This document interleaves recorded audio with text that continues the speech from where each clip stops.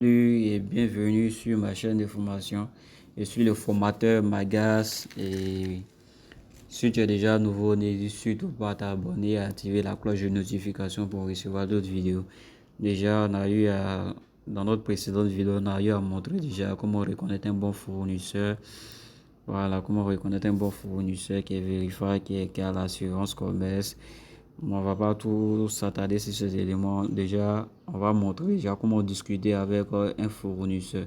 Et pour ce faire, on va cliquer sur celui-là qui est Verify.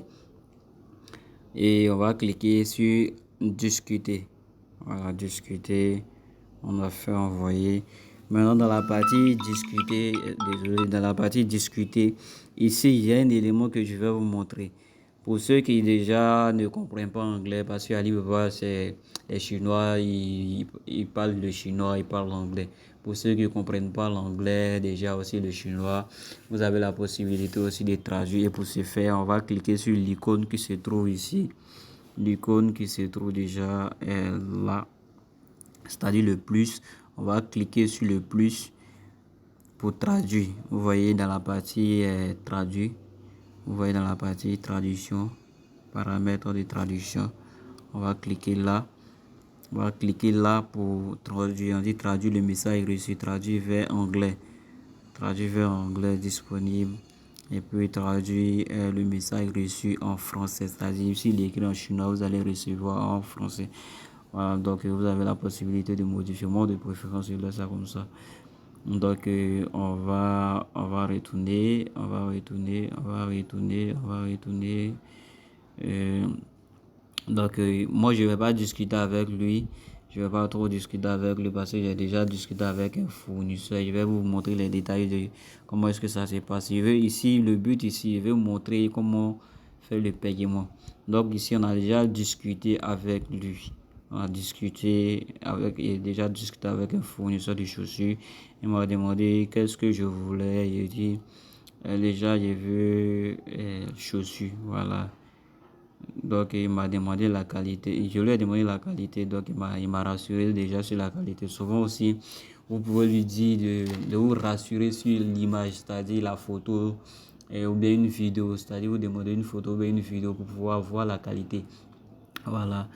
Et aussi, j'ai eu à discuter avec lui, comme je l'ai dit, avec traduction, vous voyez. Only have black and brown, don't have wife. Donc, ça a été traduit. Voilà, parce que j'ai modifié l'application pour mettre sur la version traduction. Donc, il m'a demandé comment ce que je voulais. J'ai dit, je veux le numéro 41, c'est-à-dire. Et aussi, à partir de là, moi, il m'a dit que, OK, send you where? OK, envoyé à l'endroit où. Il me demande mon transitaire. Maintenant, au niveau des transitaires, nous avons plusieurs transitaires. Et je vais vous donner l'adresse de mes transitaires, voilà, avec qui j'ai l'habitude déjà de faire passer mes marchandises. Donc, j'ai envoyé l'adresse du transitaire. Et quand j'ai envoyé l'adresse du transitaire, il dit d'accord. Donc, il m'a envoyé un lien de paiement. Il m'a envoyé un lien de... Bon, moi, je l'ai écrit. Il n'a qu'à m'envoyer le lien de paiement. Il m'a envoyé un lien de paiement. Et il m'a dit que ceci est le lien de paiement. Donc, pour faire le paiement, déjà, vérifier ces éléments. Vérifier ces éléments. Vous voyez, il y a deux prix. Il y a deux prix. Il y a ce prix qui est là. Et puis ici, il y a ce prix aussi qui est là. Vous voyez un peu la différence entre ces deux prix. L'autre, ça fait 30,80 $. L'autre, ça fait 32,60 $. La différence, normalement, c'est le prix qui est 30,80 $. Maintenant, pour quitter à l'entrepôt d'Alibaba pour aller chez le transitaire qui se trouve dans le même pays en Chine, ça peut être comme quitter ici pour, supposons qu'on a Djamé pour aller à Bobo. L'entrepôt se trouve à Djamé. Il doit livrer chez votre transitaire qui se trouve à Bobo. C'est le transport en fait. Si vous voulez, c'est la livraison en fait. Voilà. Donc c'est ce petit prix qui va s'ajouter en général. C'est pas aussi élevé que ça.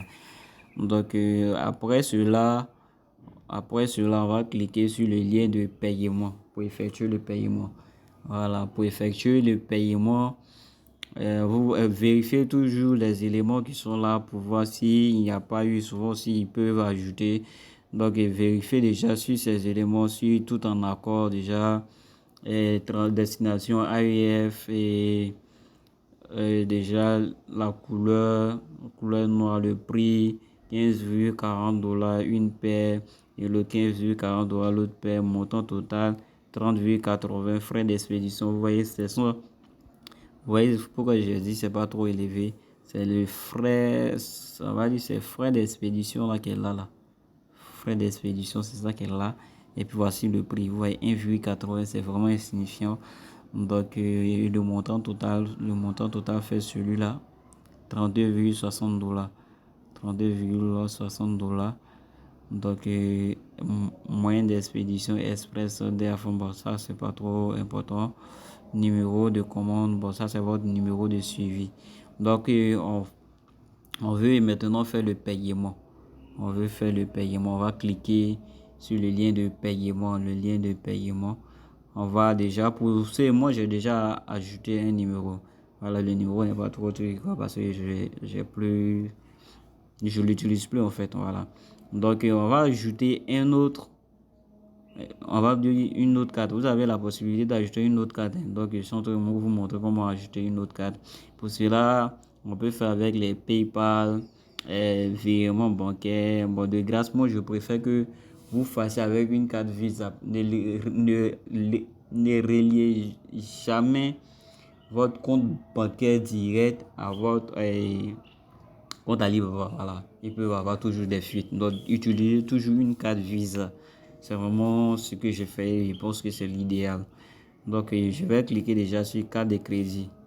Là, je clique sur carte de crédit. Et moi, j'ai déjà ma carte qui est déjà associée. Pour ceux qui n'ont pas déjà une carte associée, vous cliquez sur l'élément. Vous cliquez déjà sur l'élément utiliser une nouvelle carte. Utiliser une nouvelle carte, c'est vraiment bon. Voilà, vous utilisez une nouvelle carte. Et pour utiliser une nouvelle carte, vous avez la possibilité de tirer la photo de votre carte. Et quand vous tirez, l'information est directement remplie. Maintenant aussi, si vous ne voulez pas tirer la photo, vous devez saisir. Vous pouvez saisir. Vous mettez votre numéro, le prénom qui est sur la carte, le nom qui est sur la carte, la date d'expiration et le CVV ou bien le CCV, le CVC. C'est-à-dire, c'est les 3 chiffres qui se trouvent déjà à l'arrière de votre carte. Voilà, c'est vraiment important. Et une fois que vous avez associé l'élément, vous avez relié, vous cliquez sur maintenant l'icône qui se trouve là, tout juste à côté ici, payer maintenant. Voilà, et ça sera automatiquement payé. Moi, j'ai pas rempli parce que j'ai utilisé l'autre moyen de paiement. Donc, voilà. Donc, si vous avez connecté, et dès que vous lancez le paiement est déjà effectué. Maintenant, pour celui-là, pour que ça soit effectué directement ou bien pour recharger votre compte, il faut que ça soit lié à soit Push, soit Jamo, bien une carte UBA.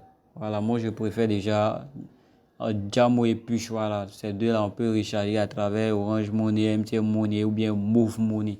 Donc, je vais faire une autre vidéo déjà sur, on va dire, sur l'ouverture d'un compte Push.